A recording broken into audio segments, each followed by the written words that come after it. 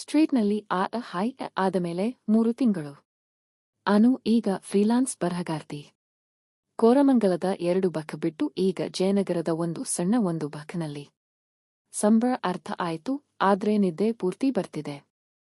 Vikram ಅಮೆರಿಕದಿಂದ divorce ಪೇಪರ್ಗೆ sign ಮಾಡಿ ಕಳಿಸಿದ್ದಾನೆ.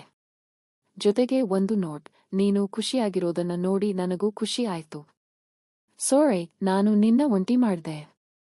ಆರವ್ ಮತ್ತೆ ನಿಧಿ ಇಂದಿರಾನಗರದ ಕಾಫಿ ಶಾಪ್ ಮಾರಿ ಈಗ ಬನಶಂಕರಿ ಹತ್ರ ನಿಧಿಯುಸ್ ಬೇಕರಿ ತೆರೆದಿದ್ದಾರೆ. ಹೆಸರು ನಿಧಿ ಹೆಸರಲ್ಲೇ. ಆರವ್ ಹೇಳ್ತಾನೆ, ಈ ಸಲ ಬೋರ್ಡ್ ಮೇಲೆ ನನ್ನ ಹೆಸರು ಬೇಡ, ನಮ್ಮ ಮಗಳ ಹೆಸರು ಸಾಕು ಅಂತ. ಮಗಳು 6 ವರ್ಷದಿಂದ 7ಕ್ಕೆ ಬಂದಿದ್ದಾಳೆ. ಕೌನ್ಸೆಲಿಂಗ್ನಲ್ಲಿ ಆರವ್ ಒಂದು ವಿಷಯ ಕಲಿತಿದ್ದ, ಮನೆಯಲ್ಲಿ ಇರೋದು ಬೇರೆ, ಮನಸ್ಸಲ್ಲಿ ಇರೋದು ಬೇರೆ ಅಂತ. ಟ್ವಿಸ್ಟ್. ಒಂದು ದಿನ ಅನುವಿಗೆ ಒಂದು ಮ್ಯಾಗಜಿನ್ನಿಂದ ಕಾಲ್ ಬಂತು. ಬೆಂಗಳೂರಿನ ಹೊಸ ಬೇಕರಿಗಳ ಮೇಲೆ ಆರ್ಟಿಕಲ್ ಬರೀಬೇಕಿತ್ತು.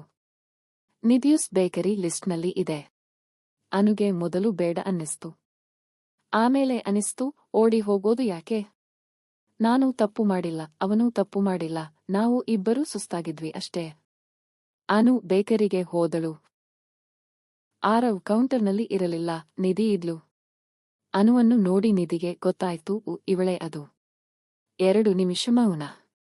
ಬೇಕರಿಯಲ್ಲಿ ಬ್ರೆಡ್ ವಾಸನೆ. ನಿಧಿ ಮೊದಲು ಮಾತಾಡಿದಳು, ಅನು ತಾನೇ. ಆರವ್ ಹೇಳಿದ್ದಾನೆ ನಿಮ್ಮ ಬಗ್ಗೆ. ಕಾಫಿ ಚೆನ್ನಾಗಿ ಮಾಡ್ತೀರಾ ಅಂತ ಅಲ್ಲ, ಕತೆ ಚೆನ್ನಾಗಿ ಕೇಳ್ತೀರಾ ಅಂತ. ಅನುಗೆ ಶಾಕ್. ನಿಧಿ ಕಂಟಿನ್ಯೂ ಮಾಡಿದಳು, ನಾನು ಮೊದಲು ನಿಮ್ಮನ್ನ ದ್ವೇಷಿಸಿದೆ. ಆಮೇಲೆ ಅರ್ಥ ಆಯ್ತು. ಅವನು ನನ್ನ ಜೊತೆ ಇದ್ದೂ ಇರ್ಲಿಲ್ಲ, ನೀವು ಬಂದ ಮೇಲೆ ಆದ್ರೂ ಅವನಿಗೆ ತಾನು ಖಾಲಿ ಆಗಿದ್ದೀನಿ ಅಂತ ಗೊತ್ತಾಯ್ತು. ಥ್ಯಾಂಕ್ಸ್. ಅನು ಅತ್ತಳು. ನಿಧಿಯೂ ಅತ್ತಳು. ಇಬ್ಬರು ಹೆಂಗಸರು, ಒಬ್ಬನೇ ಗಂಡಸಿನ ಕಥೆಯಲ್ಲಿ ವಿಲನ್ ಆಗಬಾರದಿತ್ತು, ಹೀರೋಯಿನ್ ಕೂಡ ಅಲ್ಲ, ಇಬ್ಬರೂ ಬರೀ ಸುಸ್ತಾದವರು.